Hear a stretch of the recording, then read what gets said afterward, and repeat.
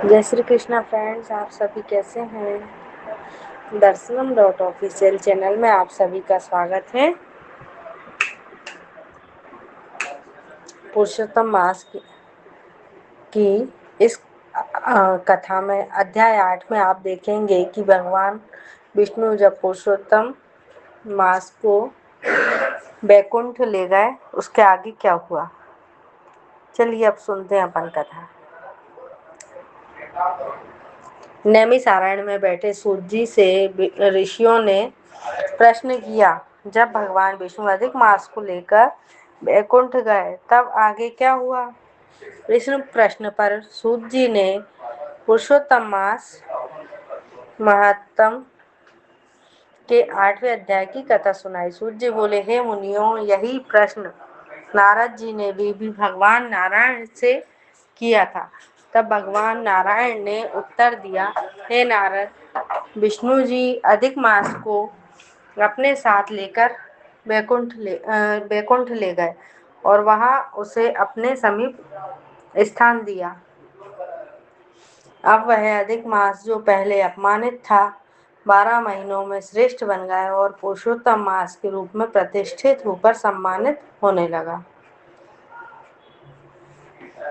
इसके बाद भगवान विष्णु ने पांडवों की ओर देखकर उनसे कहा, हे युधिष्ठिर, ऐसा प्रतीत होता है कि वनवास के समय आप लोगों ने पुरुषोत्तम मास का आदर नहीं किया, इसी कारण आप इतने दुखों को भोग रहे हो।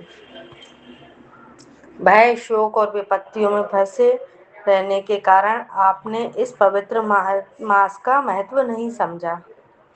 भगवान ने आगे समझाया, मनुष्य को अपने भाग्य पर विश्वास कर रखना चाहिए, क्योंकि सुख और दुख, लाभ हानि सब उसी के अनुसार प्राप्त होते हैं। परंतु एक और कारण भी है जिसके कारण तुम्हें यह कष्ट सहना पड़ा। अब मैं वह पुरातन कथा सुनाता हूँ, सो सुनिए। इसके बाद भगवान श्री कृष्ण द्रौपदी के पूर्व जन्म की कथा सुनाते हैं। उन्होंने कहा, पूर्व जन्म में द्रौपदी का एक महात्मा मेधावी ऋषि की अत्यंत सुंदर और गुणवान पुत्री थी।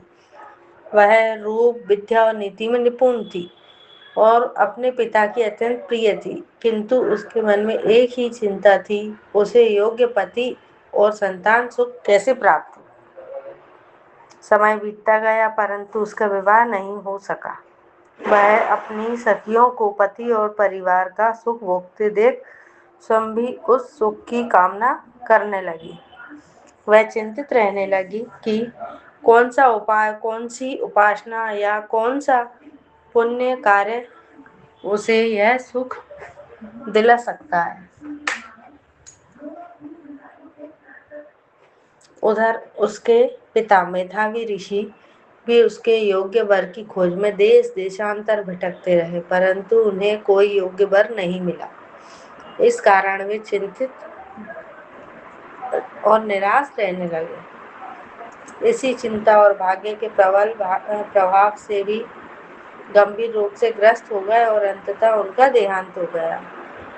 मृत्यु के समय उन्होंने भगवान श्री कृष्ण का स्मरण किया, जिससे भगवान के दूत उन्हें अपने साथ दिव्य लोक में ले गए। अपने पिता की मृत्यु देखकर वह कन्या अत्यंत दुखी हो गई। वह विलाप करने लगी, हे पिताजी, अब मैं अनाथ हो गई हूँ, मेरी रक्षा कौन करेगा, मेरे पालन पोषण कौन करेगा। वह अपने पिता के शरीर को गोद में लेकर रोती रही। उसका करुण विलाप सुनकर आसपास के मुनि और वहां आए और उन्होंने विधि पूर्वक मेधावी ऋषि का अंतिम संस्कार किया। फिर वे कन्या को समझाकर अपने अपने आश्रम लौट गए। अब वह कन्या अकेली दुख से व्याकुल होकर उसी वन में रहने लगी। पिता के वियोग का दुख उसे भीतर ही भीतर जलाता रहा। वह ना तो ठीक से खा पाती, ना ही शांत रह पाती। जैसे बछड़े के वियोग में गाय व्याकुल हो जाती है, वैसे ही वह शोक में डूबी रहती थी। इस प्रकार 8वें अध्याय में द्रौपदी के पूर्व जन्म की करुण कथा का आरंभ होता है, जिससे यह समझ आता है कि उसके वर्तमान जीवन के दुखों का संबंध उसके पूर्व जन्म के कर्मों से है।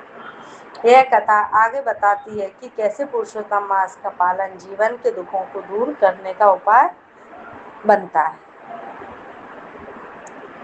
देखिए आपने कितनी प्यारी कथा सुनी।